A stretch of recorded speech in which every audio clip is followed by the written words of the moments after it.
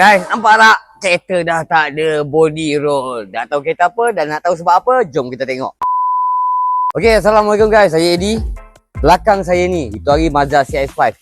Ini Mazda CX-9. Kereta ni owner cakap, kereta ni tahun 2019, owner cakap bawa dah tak sedap, dah berbuai-buai.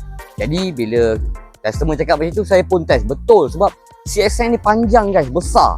Jadi dia 7-seater. So memang akan rasa bumpy tu, berbuah-buah itu confirm memang akan ada. Bila kita sampai, kita terus masuk kat tester mesin. Bila kita test kat tester mesin, bacaan dia 27, depan kiri 24, depan kanan 28, belakang kiri, belakang kanan 42. So bacaan dia terlalu tinggi guys. Jadi bila terlalu tinggi tu memang body roll tu akan banyak. So bila banyak, bawa memang tak sedap, memang akan rasa berbuai. Jadi lepas dapat bacaan macam tu, kita terus masuk dekat hoist, buka ke 4 batang. So you guys tengok dekat sini dengan bacaan macam tu, you guys boleh nampak memang kelembutan dia tu memang terlalu lembut. You guys boleh nampak bila foreman kami tekan memang lembut. Jadi disebabkan ini, kami ambil sedikit masa untuk kita customkan absorber ni kepada 40% untuk kita balancekan compression dan rebound, untuk kita kurangkan body roll pada kereta ni.